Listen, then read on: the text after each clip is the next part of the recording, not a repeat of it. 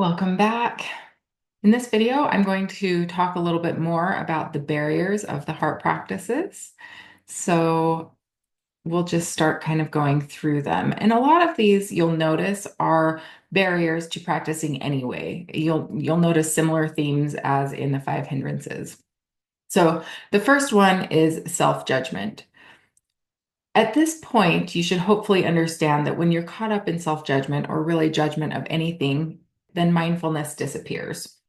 Unless you can actually take a step back and observe your judgments. So, if you are able to observe the arising of a judgment or the catch yourself in the act of judging your process, then that is a moment of mindfulness and that is okay. So, ideally, we wouldn't be caught up in self-judgment, but if it does happen and you notice, then that's a moment of mindful recognition and you are present.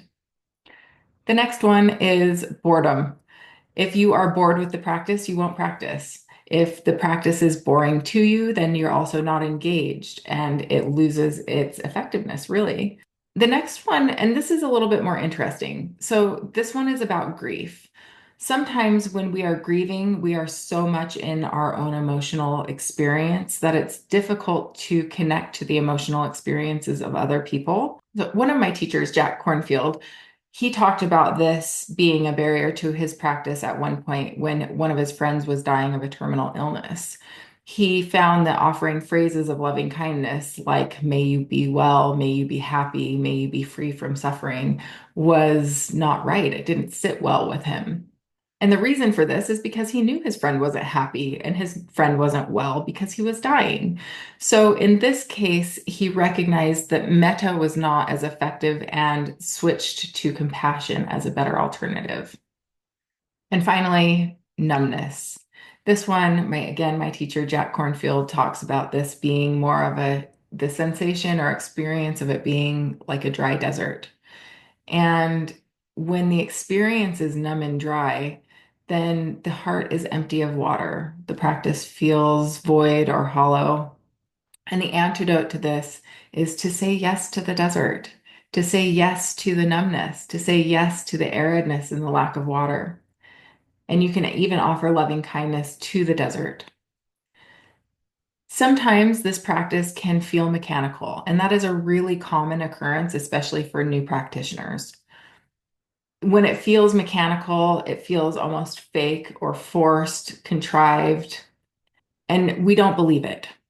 So the remedy for this is to simply keep practicing.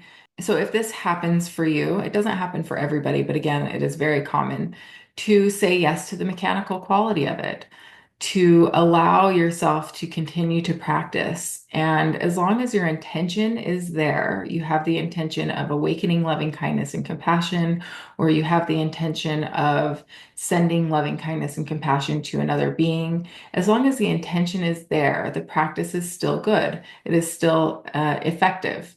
So even if it's feeling mechanical or even numb, the more you practice, the more these experiences of feeling joy and gratitude start to begin to arise. In the next video, I am going to guide you through the practice of metta. This practice is highly modifiable, and you can adjust this in any way that feels more authentic to you. So you might find that if it's feeling dry or if it's feeling mechanical, it might just be that my instruction is just not resonating with you, or the phrases that I'm offering are not resonating with you. So I will also include below that video a document that includes some phrases of loving kindness that you can experiment with and see which ones resonate with you a little bit better. So I will see you in the next video. Thank you very much.